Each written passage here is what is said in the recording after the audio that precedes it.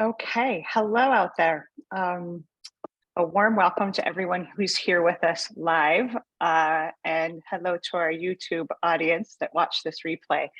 My name is Kat Courtney. I am the CEO of the Plant Medicine People, and I'm a big fan of plant medicine for healing across the board. But we've got a serious topic today, and I have a couple of amazing colleagues that have joined me. We're going to talk about addiction and the relationship of healing and insight that's possible when working with a couple of specific plant medicines.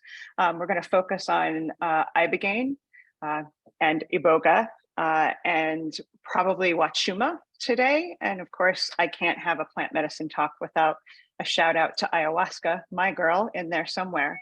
But we want to talk about what is possible in this space for healing and just kind of give people a good solid protocol for how to go through the process of working with plant medicines if you or somebody you love are dealing with addiction, specifically opiate addiction and alcoholism. Those are the two that the medicines we're going to talk about today are most powerful.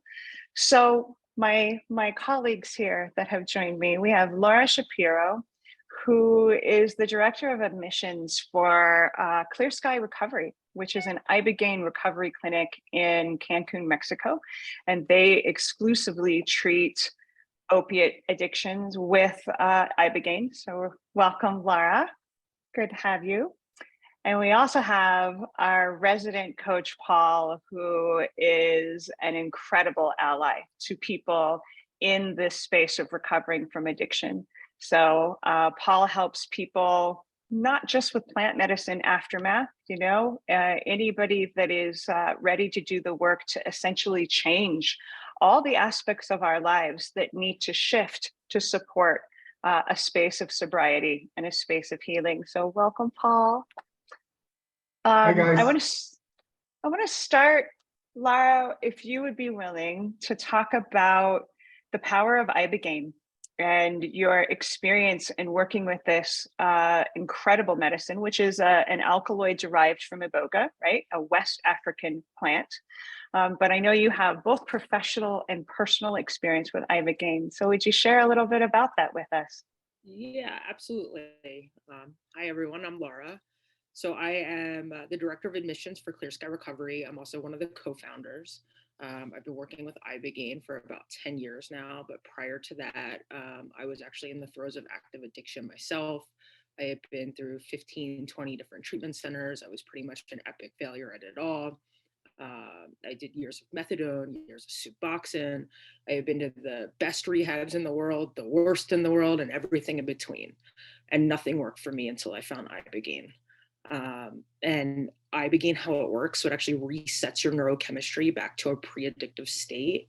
So within 45 minutes of taking it, it blocks the withdrawal symptoms. It also mitigates the cravings and desires to use afterwards for around 1 to 3 months, depending on how quickly you metabolize. And then lastly, where it's just amazing, is that it eliminates the post-acute withdrawal symptoms, which is commonly referred to as PALS. PALS is the reason so many people relapse. It's the cravings and depression, where nothing makes you feel normal except doing the drug or getting high.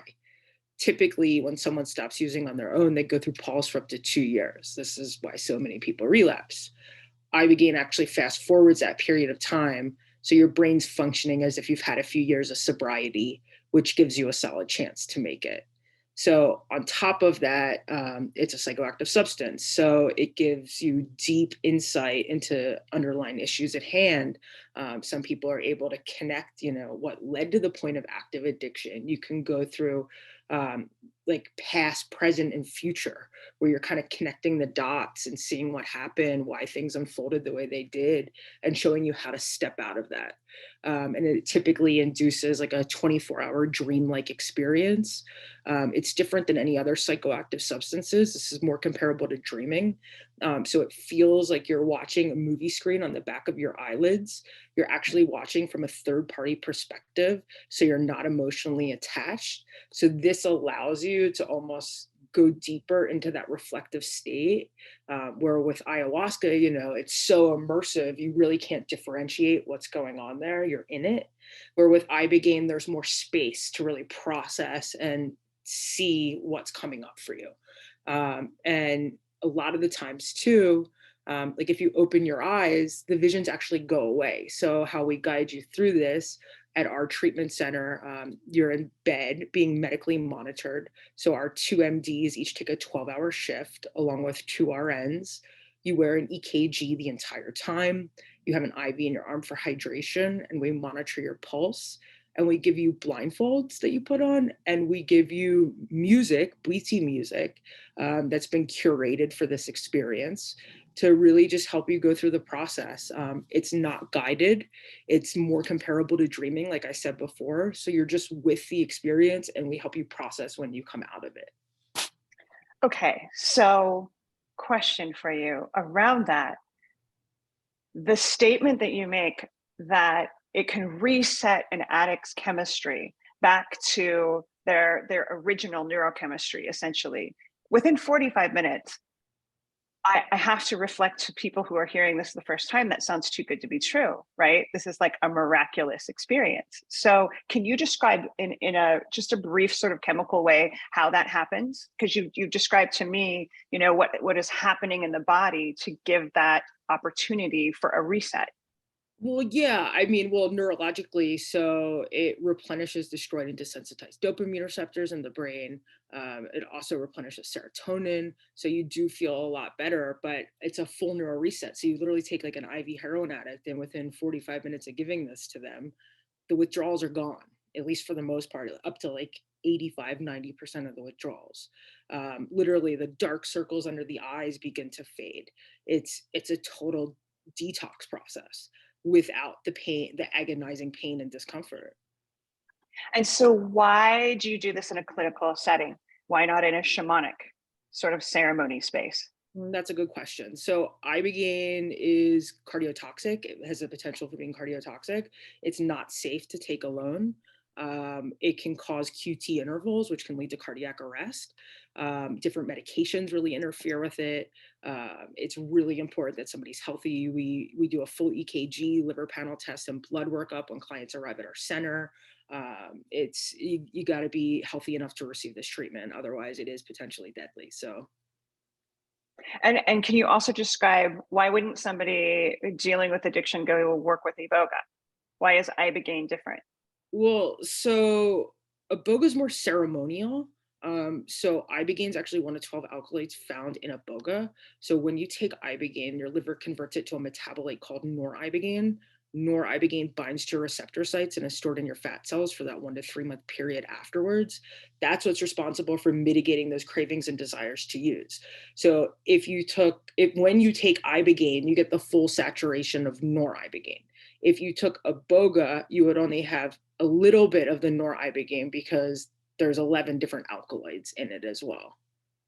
So people looking for the sort of shamanic, ceremonial, psychospiritual experience and are called to work with this medicine, Iboga is the path. Yeah. But in the throes of addiction, Iboga doesn't have enough Ibogaine in order to do the reset that you're speaking of.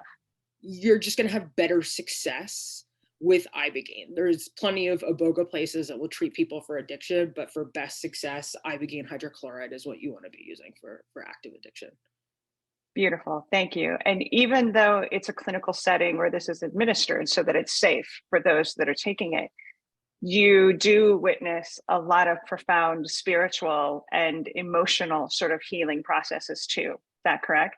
Absolutely. Absolutely. And we try to support it, with different modalities. We do yoga, meditation, breathing exercises, sound baths. So we do try to support it in different ways. But yeah, with Ibogaine, it could just be so dicey health-wise that it's imperative to have the proper medical care.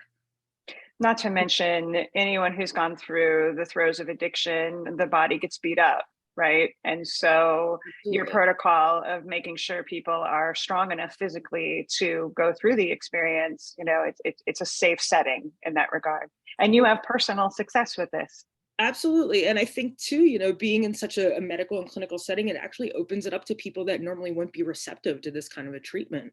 You know, people that are more conservative, that would never look outside the box, that, you know, maybe their children are struggling with addiction, or their husband or wives, and, you know, they might be really conservative and not open to such a route. I mean, that's how, when I went through this process, that's how my parents felt.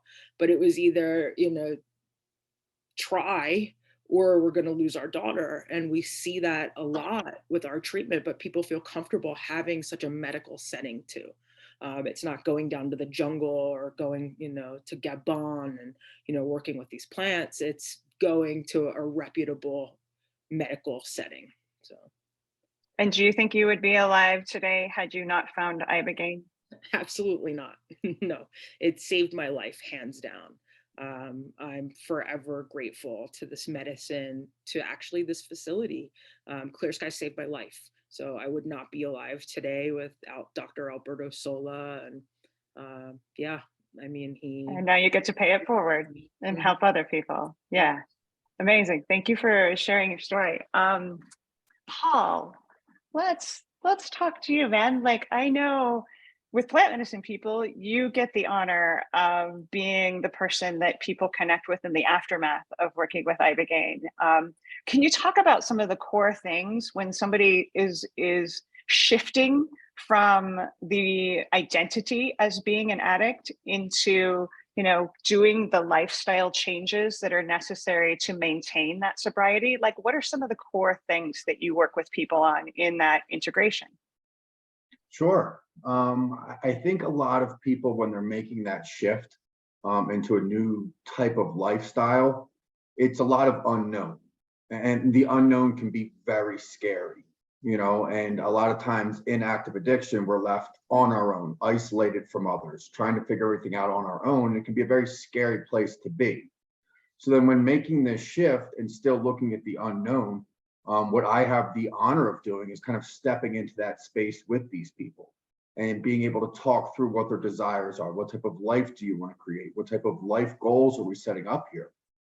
Because in creating a new life, it's actually a unique opportunity that through the chaos of your destruction, you're given a gift of what do you want? Like, what is this life that you want to create? And you don't have to do it alone. This isn't something that you're still isolated trying to figure out and how do I take this first step? Like, I will literally step into the mess with you and walk through this journey with you. And it's really, you're doing the work and I'm just guiding you. But it's a privilege to be able to do that. And you have personal experience walking through that chaos yourself. You want to share a little of your personal story? Sure. Yeah, like Laura, I was stuck in active heroin addiction for years, for a long time. And at points, it seemed like there was no way out. I can definitely identify with the people that I work with feeling alone, with feeling stuck, with not knowing, like, what is it that I want? And that can be very frustrating.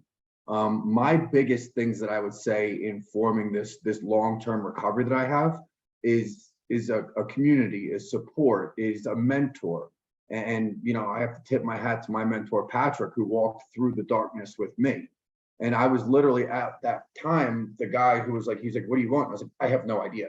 I don't know. I just don't want to be in pain anymore. I'm telling you that much, you know. And then having the person to walk with me with curating self-love and self-respect and, you know, a sense of self-esteem, I really came alive. And once I had that foundation, I started to add different things into my life, like meditation and spiritual practices. And these are all my experiences that I get to share with the people that I work with. And it's truly an honor and a privilege.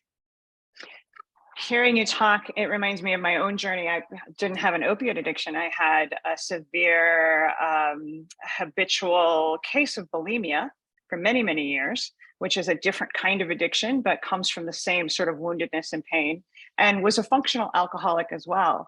But I completely concur that the camaraderie of support is like integral to recovery, because one of the things ayahuasca has shown me about addictive tendencies is that we tend to keep them secret.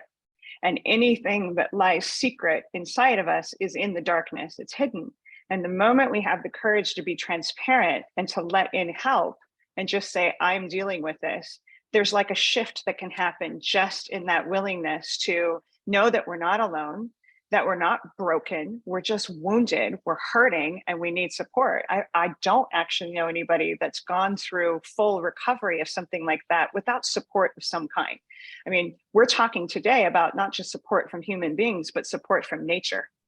Support from the plant medicines that have this superpower, if you will. Ibogaine is kind of unique, at least as far as we know, in the world of alkaloids and medicines, because it has this capacity to reset the neurochemistry, the way Laura was describing. Laura, I'm going to pass it back to you for a second. Like, can you address why, because I know you get this question a lot, as do I, why wouldn't someone go to ayahuasca and have help, or where does she fit in this whole journey of healing with addiction? Yeah, absolutely. I wanted to add something before I go into that. We were talking about the connection piece, and Paul, and I love the Gabor Mate quote, the opposite of addiction is connection. It's one of my favorites. So I just wanted to throw that out there.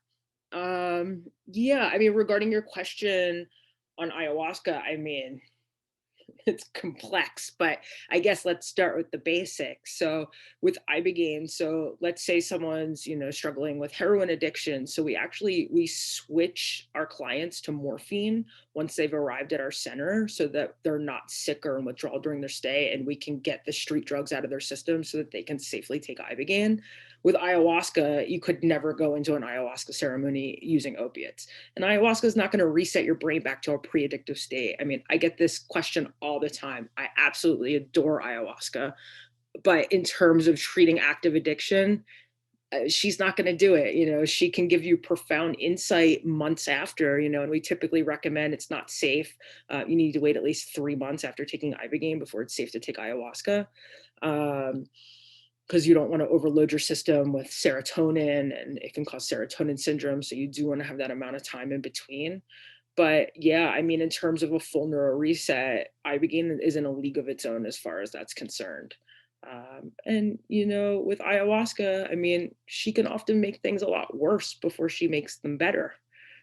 She definitely has the ability to bring you deeper into your shadow. And I'm not saying that doesn't happen sometimes with Ibogaine too, but when you are able to step out of the addiction, even if you're going through the shadow work and working through it, the fact that you're not physically dependent on the drugs, I mean, that's already a huge step in the right direction, and that it eliminates the cravings and for at least, a few months. And it gives you this window of opportunity is what we refer to it as, where with ayahuasca, you're definitely not going to get that.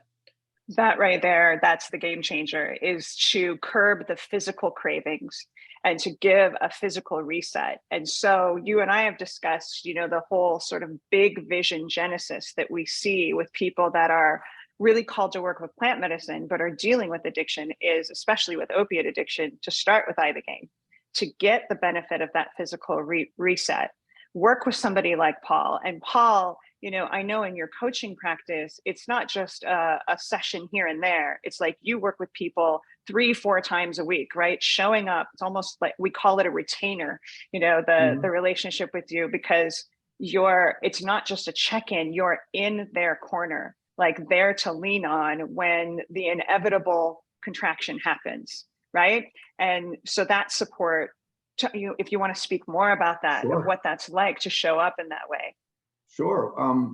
I think when you're making such big shifts in terms of lifestyle and changes, it's not an overnight process integrating this stuff for you.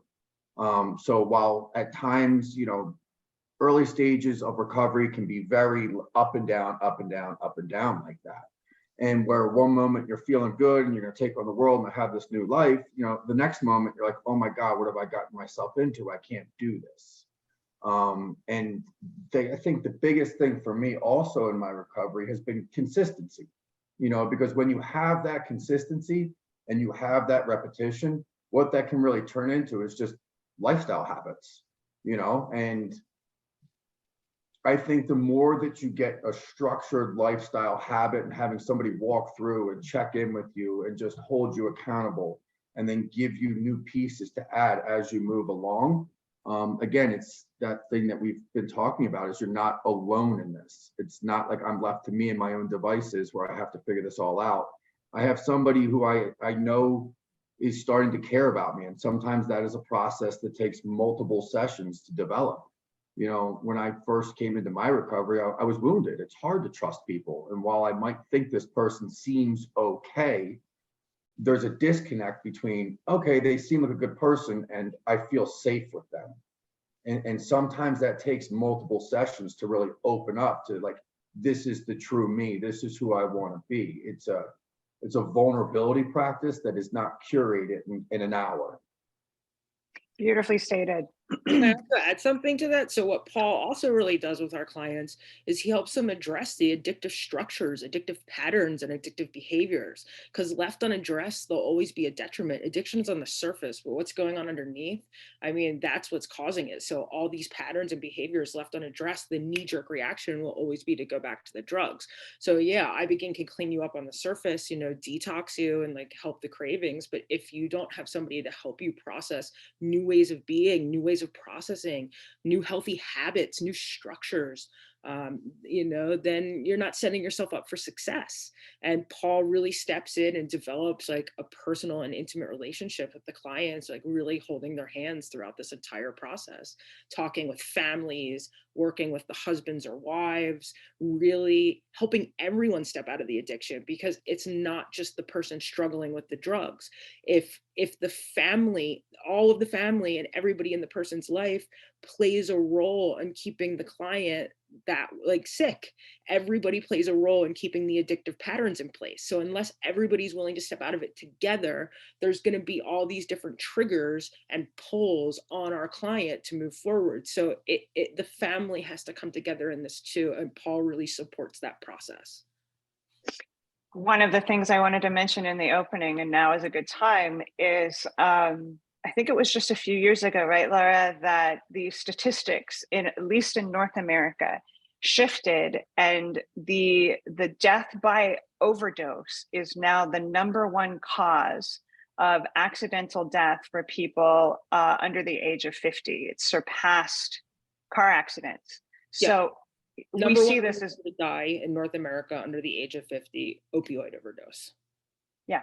And so this is really our true pandemic that's existed for many, many years now, and it's keeps going up. In fact, I think I saw statistics that since the pandemic, because of the isolated nature of what we went through, it's skyrocketed another 30+%, that people are suffering and dying from this because, again, they feel alone. And yet it's kind of mind-blowing that it's so common. Most of us are touched by this.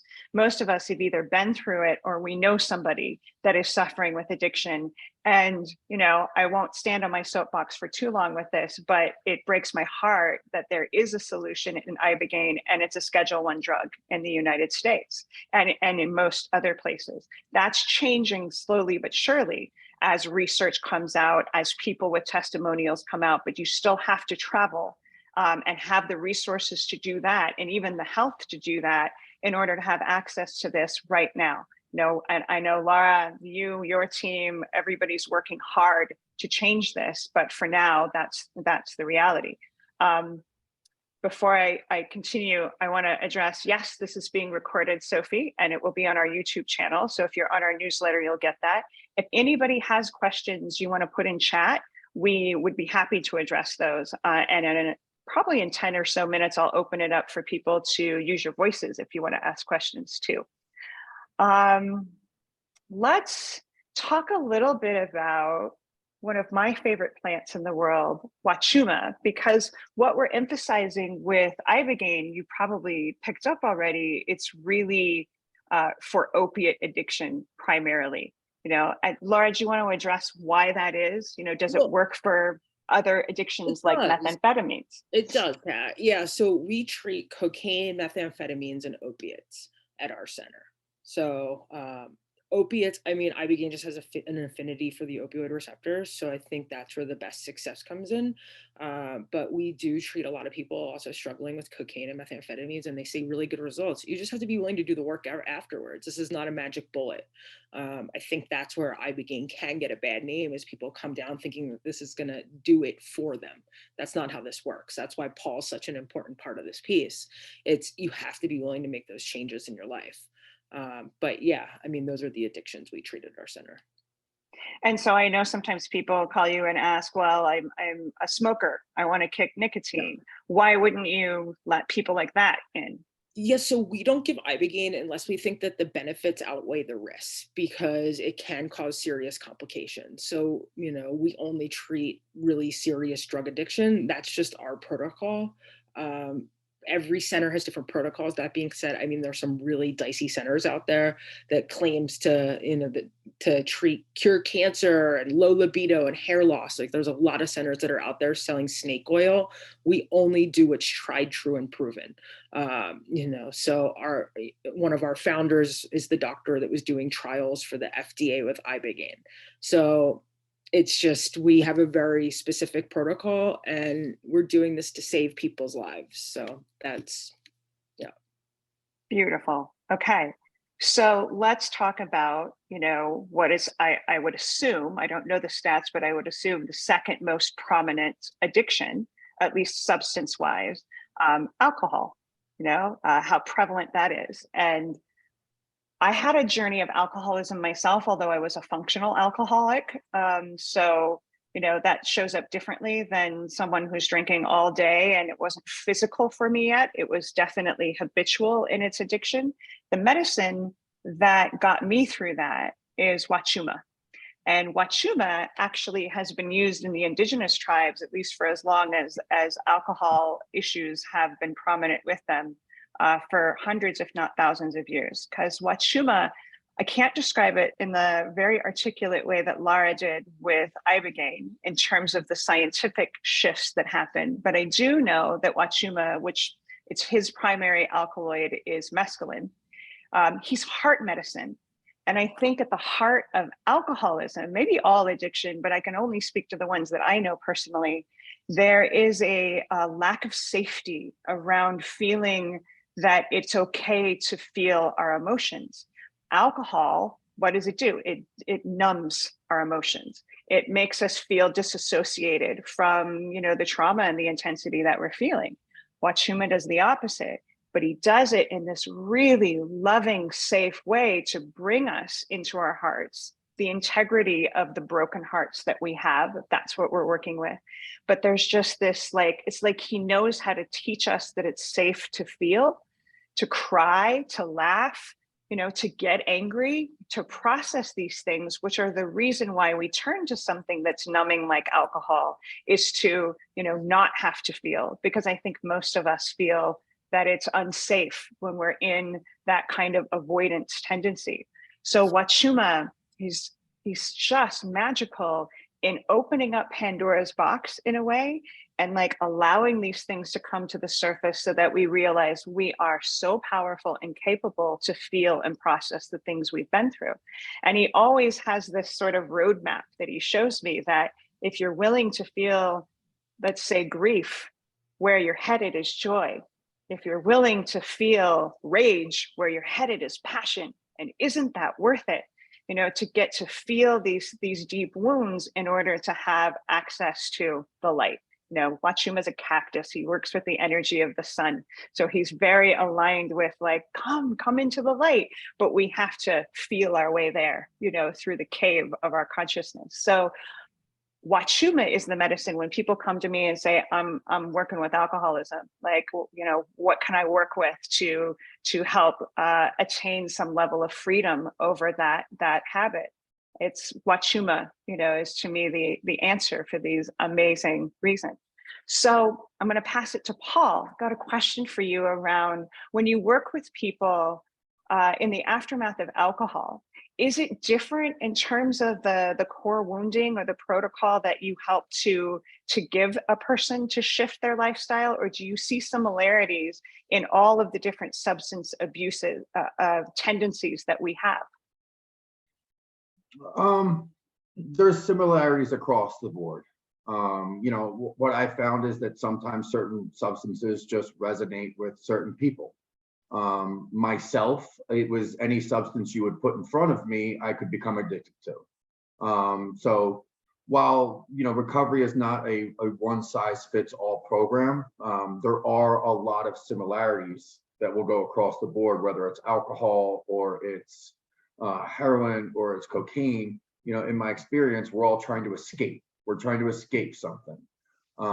So the way that I work with people really is an individual style. I mean, I'm not going to work with a 21-year-old male heroin addict the same way I work with a 37-year-old female alcoholic, because they have different lifestyle setups. Some people have families, some people are still living in mom and dad's basement. And that's really going to determine what program I set up for you, what benchmarks we put in place, and the program that we put together, because I'm not doing this on my own. I'm drawing from you what you want to get out of life. And that's really the program that's going to be laid out. So here's a potentially controversial topic I'd love to bring into this is of course the traditional way of, at least in our culture, of aftermath addiction support is in 12-step, working with AA, etc. And there's a stigma, of course, in those cultures, not across the board, there are exceptions, but to not use things like plant medicine in the healing path because it's an altered space, right? I like to be inclusive in that when I work with people around this, if they're in a 12-step program, fantastic. And that's working for them and creating a foundation. I don't have conflict, but sometimes the 12-step world does. Does the work that you do fit in with traditional AA type structures? Do you feel like it all can lead to a space of healing, or is there some conflict that you see? Yeah, no, I think a lot of it kind of runs in congruence. And I think that people's experiences from the past, they bring into their recovery.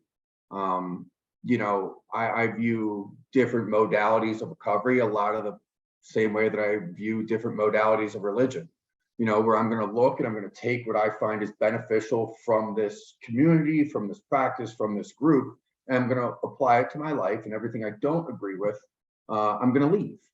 And in regards to how people may view me or may view someone I'm working with, one of the biggest things that I work with people on is that they can only control themselves, and trying to change other people and change perceptions and change all those things can be a very fruitless search. But what I can do is I can change how I react to other people. So I think that's a lot of the work that we do, is finding out what's going to work with you and having you stand in your confidence of that I'm moving forward with my life, no matter what the perceptions are for what I'm doing. If I'm being happy, I'm healthy, I'm a contributing member to my family or to society, then who cares what somebody else is saying? You're dealing with a life-threatening illness. Whatever you're using to get better and be a good person, I say carry on with it. Can I jump in here for a second on this? I mean, at the end of the day, addiction's not one size fits all. What works for me doesn't necessarily work for you. If 12-step works for somebody, absolutely fantastic. This is what Paul was saying.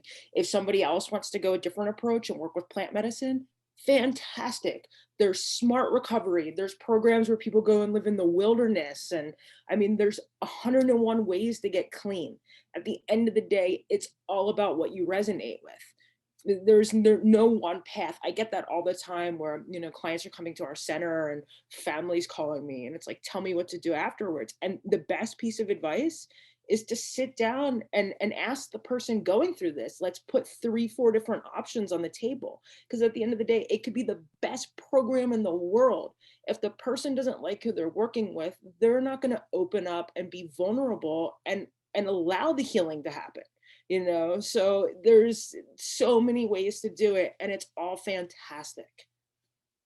Well, I love this so much, what both of you are speaking to, because working with plant medicines is always a journey of self-discovery, right? It's like we find the genuine parts of ourselves, and it's good news, bad news in a way to someone going through addiction, that there is no handbook of this is how to do it, this is how to recover.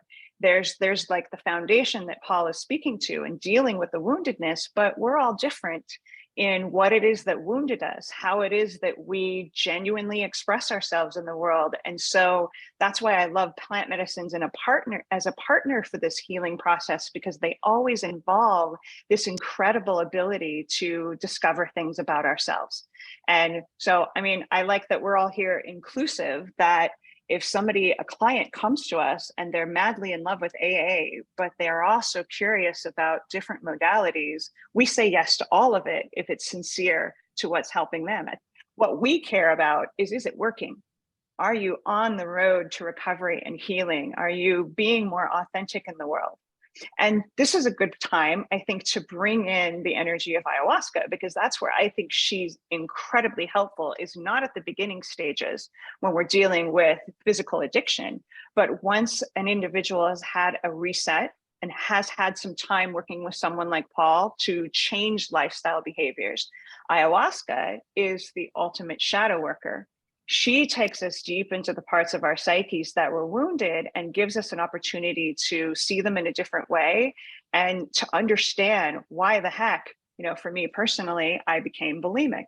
I thought it was obvious. I thought it was about, fundamentally a lack of self-love, but there was programming that happened when I was very young. There was some deep influences that perpetuated the snowball effect, and ayahuasca, was able to show that to me with love. So I just find it really empowering to have more information and understanding and self-discovery about what we were working with to begin with, because it really helps us in our recovery. So Laura and we have talked about, the big vision we have of someday, like we have a retreat or whatnot, of developing this protocol for people to begin, especially, with Ibogaine if they're an opiate addiction, wachuma, alcoholism, but to have that physical reset, work in the coaching space, and then work with ayahuasca to deepen that self-discovery and awareness, because that's where we start to feel empowered, not only that we're on the right track, but that we don't have to live in fear of relapsing all the time. Because if we don't understand where the addiction came from in the beginning, which the addiction is our friend when we're in it, like it's our friend because it numbs out the wounding that we're hiding from. And a plant medicine like ayahuasca, mushrooms can do this too. Even Iboga, used in the psychospiritual way, can show us where all of that originated, so that we feel like we have enough information to know we don't have to do that again. We don't have to perpetuate those patterns. We have a question from Chris that I want to read. So, are there specific plants and treatments effective for other addictions, like porn, sex, food, TV, social media, etc.? Yeah, good question. Behavioral addictions, essentially. I hate to be a broken record, but ayahuasca, absolutely. If you don't need a physical reset, if what you're dealing with is behavioral and psychological, like she's pure magic in opening up that awareness of where did this come from? Because there's always a method to the madness of how we're behaving in the world. It's never random. There's like specific reasons why, we act out in these ways. Paul was kind of speaking beautifully about how there's some fundamental similarities in all addiction, essentially that it is coming from wounding. And I think it's Dr. Mate, the king of speaking about addiction, where he talks about addiction being a habit that we develop for survival, but that over time, and it works, that's the thing, but over time it becomes self-destructive. But we've already developed a relationship of friendship with this behavior. Working with ayahuasca, mushrooms intentionally, I'm sure there's value with ketamine and MDMA too. I'm not experts on the synthetics in the way that I have relationships with organic plant medicines. But I think, again, it's kind of the answer that we were speaking to a moment ago. It's whatever works. And sometimes we got to throw spaghetti at the wall in order to find what it is that resonates with our soul in healing. Most people like Laura, you spoke to this, tons of rehabs, tons of different therapies and methodologies, and Ibogaine is the thing that worked for you. So, sometimes we try different things to find what is going to be that puzzle piece that gives us the inspiration, the guidance to know that it's possible for us too. that's the thing that ayahuasca did for me, actually, the first time I drank her, is she gave me the awareness that I had the potential to heal. It didn't happen immediately, of course not. But most of us, I think, Paul, you were speaking to this, in the throes of addiction, you feel as though there is no way out. You're stuck, you're lost in the cave, you're screwed. And it's never true, but when it feels true, it becomes true for us. Working with something like ayahuasca and mushrooms and iboga, because they shift perspective so dramatically, they can show us a bigger truth. Like, wait a second, why not me? Why couldn't I heal? Why can't I find out my way out of the cave? Like, we have to know that it's possible in order to actually begin that journey. So this is where plant medicines and really all kinds of different recovery modalities, if it gives us a ray of hope and reminds us that we're worthy of it, that it's possible for us, that's the spark that begins the journey of recovery. Paul, Yes. tell me what it's like to do the work that you do. Like, how do you feel each day when you get up and get to pay it forward in this way? It's almost surreal at times when I step back and look at it, because when you're talking about, or when I had mentioned, like, really not thinking I would ever get out of my addiction, to then look at it and be like, okay, not only are you going to get out, but this is the work that you're going to do. I would have laughed at you. I would have laughed that this is my life years down the line, because it's nothing I planned for. It's truly an honor that people will look to me and say, hey, what do I do when I'm in this position? And I treat it as such. Every day that I get up and I get to do it, not only is every day a gift, but the fact that I'm doing this is an honor. So to watch somebody sometimes start as like the shell of a human being, and then slowly you see these transitions over time. I personally notice it in the first couple of seconds of every time I start a session with somebody. I can see a slight shift. I'm like, oh, you're actually showing up different than when you had originally started. And I point it out every time, because sometimes when I was recovering, I didn't even realize I was recovering until someone was like, hey, when was the last time this happened? Or when was the last time that happened? And I'm like, oh, that hasn't happened in a minute. So sometimes it's just someone reflecting to you the changes that you're actually making, that are so cool. It's truly a privilege to be able to do it. It is always hard for us to see our own advancement, because I think most of us are programmed to see what we still have to work on. Yeah. And it's very rare we turn back and go, look how far I've come, holy cow. And it's so good to be validated and have somebody else hold us up in that awareness. We as addicts, I think, or alcoholics, or whatever category you fall into, is we are hyper self-critical. I am my own worst critic, and comparison is like a way of life for alcoholics and addicts. We're always comparing ourselves to some unrealistic comparison. So to be able to kind of reflect to somebody where they're at and showing the improvements, and then also feeding them love, you know what I mean? And allowing them to step back and say, I do love myself, I do see these improvements, it's awesome. Best job in the world. I feel the Best same. job I ever had. And the other thing that I find prominent with almost everybody I work with that's doing this process of healing, they want to pay it forward desperately. Part of what deeply motivates us is to meet people like where we all are in our journey, where we get to help, and sometimes that's the spark when we're in the darkness of that addiction, is to know, wait a second, if I make my way through this, I can hold other people's hands. I'm getting goosebumps, because it's just like, it makes it all worthwhile.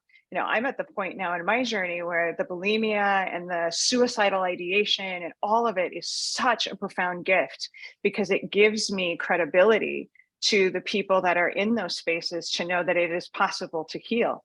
And also the compassion, the empathy of knowing, like, yeah, I know what you're feeling, and you got this. It's the best, so I feel the same. So blessed to get to do this and to be an example, not that I'm in any way perfect with it, but that it's possible, mm-hmm. and to inspire people to not give up on this healing journey. We got a really important question that I'm super glad somebody asked. Stephen asked this. He's asking, how are we supporting the culture where this medicine is coming from? And he shared the resource, the Blessings of the Forest, which Laura and I are a big fan of. Blessings of the Forest helps to replant Iboga. And this is a super important question because all of the plants are in some level of endangerment. Iboga being number one because it's been over harvested. Ayahuasca is getting there. Huachuma will get there if we continue to lack the respect of reciprocity. So if I can stand on my soapbox just a little bit with this, I mean, it is, I think, a symptom of our Western culture that we have a deep relationship with entitlement. I'm really struck by, I've been reading a lot about the mystery schools lately and the ancient mystery schools. And in the ancient Greek culture, the word sacrament didn't just reference the medicine itself, it referenced the commitment that each individual had to giving back. We are going to these plants asking for saving our lives, the secrets of the universe, the most profound gifts we could possibly receive. Why aren't we automatically baking into that commitment a way of giving back? And I think the best way, the most obvious ways of giving back, to make sure the plants get replanted and to support the indigenous cultures that have protected these traditions and these plants for thousands of years. So personally, I can only speak for myself, the way that I honor that, and I'm always looking for how to up my game, as I donate 3% of everything I make in an equal way to make sure plants are being replanted. One of my favorite current charities around that is called Grow Medicine, recently launched by a woman who is like, really, it's her mission to make sure that these plants exist for generations to come, specifically Iboga and Ayahuasca, peyote, which is also deeply endangered. So Grow Medicine is amazing. She's doing amazing work, and also supporting the indigenous tribes. I studied with the Shipibo, so I make sure to support them because I'm so grateful to be a white woman who gets to carry an indigenous tradition. But there's no one way to do reciprocity, but I really feel it's super important that we are committed to that. And, you know, Stephen, to your question too, the other way to honor that is to talk about the traditions. Now, Laura's work with Ibogaine is clinical for the sake of being safe for the individual, but she mentioned that the music they play is Bwiti. Bwiti is the indigenous tribe that has worked with Iboga for, you know, a gazillion years. And to honor their traditions and to at least, at the very least, be able to point to the people that came before us and say, thank you. Thank you for guarding and protecting this and allowing all of us to have access to this, because, you know, healing is kind of a universal thing. So kind of a long answer. Thank you. It's a super important question. I would also just simply add, there's a lot more we need to do. You know, the things that I mentioned are the very obvious beginning, but I think we're at a point now where it's not just a luxury to consider this, it's a necessity, because we're not going to have some of these medicines long term if we don't. So thank you for bringing that into the conversation. Laura, you know, we were just talking about the importance of honoring the culture of where Ibogaine came from. Is there anything that you could add about the indigenous peoples that protected this medicine and the way that they work with it in a psychospiritual way? Well, I can't speak for the psychospiritual, no, because I've never participated in that. But what do you know about the Bwiti tribe? Why do you play the music for the people in the space of Ibogaine? Well, I mean, it's, you know, where it comes from, and just trying to honor that. And, you know, it opens up the portals. And I mean, when you're working with the medicine, quite often, you know, it goes back to a lot of African scenes and beginning of creation. And so the music really opens it up. But I mean, I've never personally worked with Iboga, so I don't know that I can actually speak to that. You know? I haven't either, but I suspect, you know, you and I are both big fans of ayahuasca. I suspect that Iboga responds to the technology of sound, at least in some way, a similar way to ayahuasca. Because in ayahuasca, it's a fundamental part about the traditional ceremony, right? It's the icaros, the songs, and the way it really shifts the energy. So having not experienced Iboga or Ibogaine myself, I can only hypothesize that the Bwiti music, the indigenous, it's like I would assume it's like the language of Iboga itself, because the icaros are like the what's that? Like the technology that helps, Yeah. Exactly. Yeah. So I love that you use that music to help people. It's like an homage to the spirit of the plant, even though you're working with a separated alkaloid. It's an homage to the tradition and the technology of how the sound matches the vibration of the plant itself. Okay, so there's another topic coming in, and you and I are perfect to talk about this, because we are on the opposite ends of the spectrum, in that I work with organic medicines, and I'm a big proponent for working with nature. Your mission with Ibogaine is actually, it's a synthetic, and we are partners. So for those who aren't aware, we're partners in work, we're partners in love.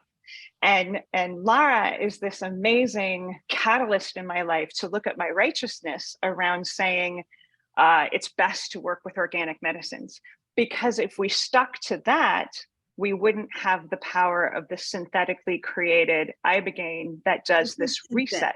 It's not synthetic. The alkaloid's isolated. Fair enough. It's not synthetic, no. But it isn't natural either, right? It's natural. It's just isolated. It's manipulated. Sure. It comes from a plant, but it has to be manipulated in order. Sure. I mean, isn't this great? We're having a fight on camera. No, yeah, but I'm more medical, and she's, got the shamanic background. So when we first got together on a romantic level, this was coming up a lot, and having to work with it. But I love the plants that you work with too. They're my plants now too. So, but in terms of, helping people overcome addiction, I just feel like Ibogaine really shines in that department, and it's such an honor and a privilege to help people change their lives in that capacity. It doesn't mean that I'm not working with Ibogaine anymore. I've been clean for almost 12 years now. I have no desire to go back to that. It saved my life. And I feel like at that point in my life, it was something that I needed so bad. And there was a time and a place for me. But now personally, for my own spiritual growth, ayahuasca is my medicine for that. And, it just shifts. But in terms of, helping people heal, I think from addiction, it's Ibogaine all day long. And I love the way that meeting you really confronted my own righteousness around realizing, it's not a black and white issue, is it? No, I'm still very much aligned with natural medicines being ideal, let's say, in my world. But because Iboga in its natural state does not have the capacity to do what Ibogaine does, then, it becomes an issue of, do we honor nature and say we only want a relationship with what is natural? Or do we also say, and it's okay to work with synthetics for any reason, but in this case, literally to save lives? No, I was really confronted with that when I met Laura, because I was so adamant about nature. Nature is the answer. But then that would mean that hundreds of thousands of people would not have access to a medicine that can literally save their life. I'm like, okay, all right. So we stand on opposite ends of the spectrum, but it's wonderful we can support each other in the different views, because the mission is the same. The mission is to do right by the plants and people. We're all nature, right? There's no separation. So I've become more just open-minded about the use of synthetics as a whole because of this. It's an interesting topic. So this feels like a good time. If anybody out there has any questions or you'd like to chime in about this, please unmute yourself and I will call on you if you want to contribute. We'd love to hear you.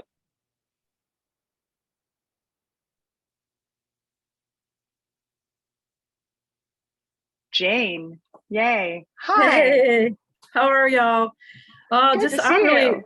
Yeah, good to see you. I really appreciate y'all having this very important conversation. The thing that I wanted to just say was, as I'm understanding it, it's like the Ibogaine. Is that how you pronounce it? Ibogaine. So I guess what I'm understanding is like that's for people that are like really, I guess, at like death's door. Is that kind of what y'all are saying? Is because I guess for me, because I have definitely struggled with addiction for sure. And I actually went to ayahuasca, and because I felt like my brain was broken. I'm not kidding. I thought my brain was broken, and I felt like there was no way I was going to break through the threshold of that. But I also sat like, I sat for 3 years, like every other month. And so I'm not saying one is right or one is wrong. I'm just saying like, maybe it just took me a lot longer. I don't know. But to learn about this Ibogaine is incredible, because I have clients who are married to people that, you know, they might not be here a lot longer. And so, and I can see where sitting with grandmother ayahuasca or some of these other types of medicines, they, you know, like they can't even clean up. They can't even clean up long enough. So I think that's in my mind. I'm trying to understand, like, when would they go to Ibogaine? When would they go to ayahuasca?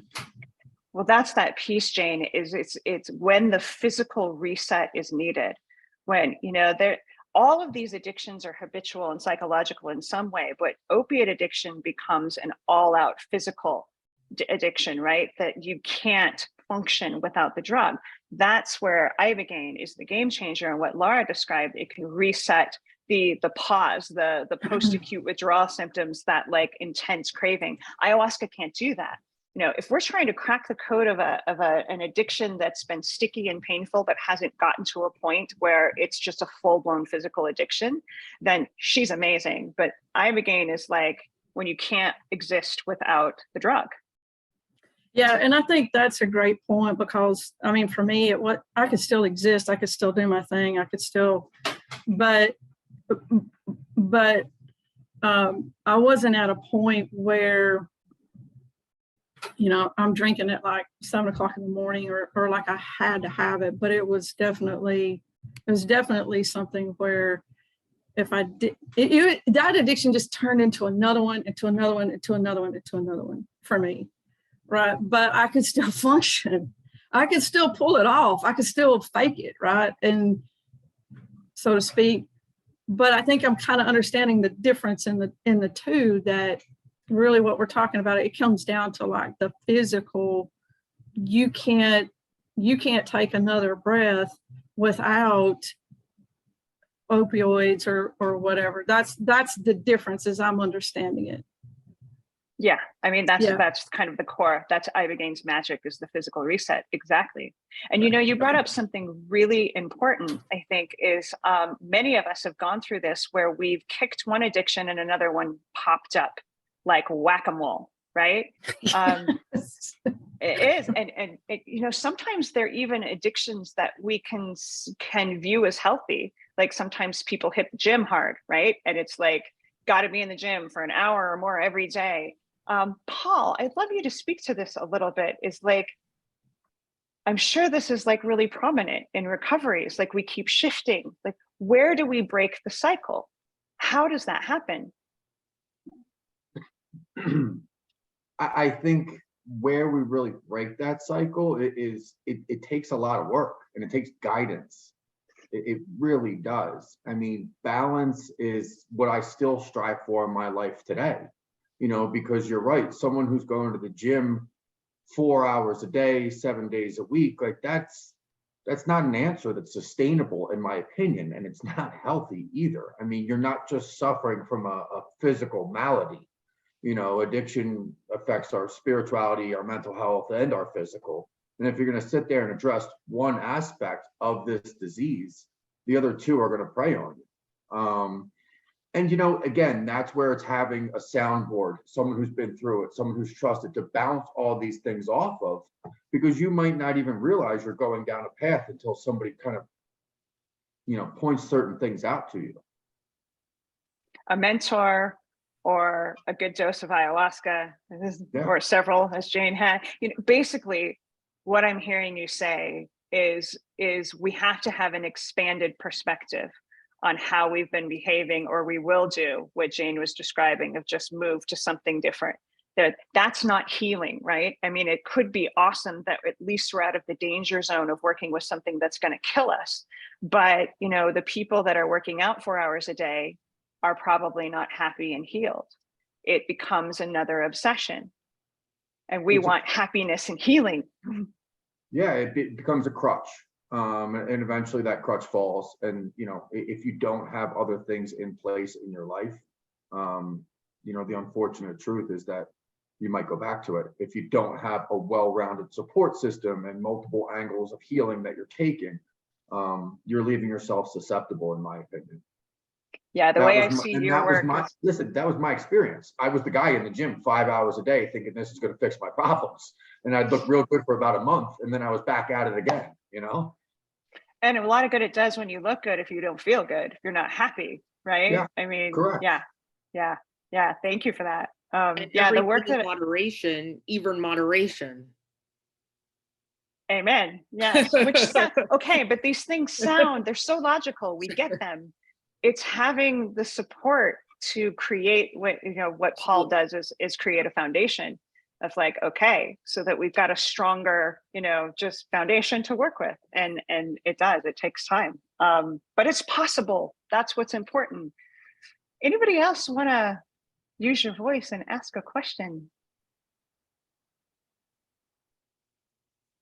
I will mention right now that if anybody is called to work with ayahuasca and wachuma, we have a retreat coming up in November that you can check out on the plantmedicinepeople.com website.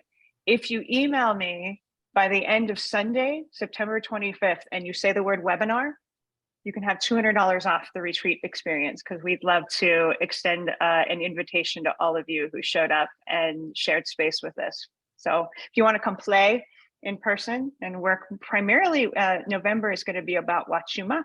So getting to go really deep into this portal of feeling safe, feeling. So simple and is so profound. All right. Well, if that is all of the questions, Paul, any parting words, any last things you want to share? I want to thank you for bringing me on. I want to thank Laura for the work that she does. I want to thank people for showing up to learn more. I think, just to keep echoing the same thing is, it takes a village. This isn't something we do alone. So I just want to give my gratitude and thanks for everybody on this today and everybody who's going to listen to it later on. Thank you too for paying it forward, because we all are in this together. The tremendous suffering that's happening because of addiction, it's touching all of us. So yeah, thank you for your work too, man. Laura, any last words? Yeah, just thank you everybody for showing up, listening, and trusting us throughout these processes. It's thank you.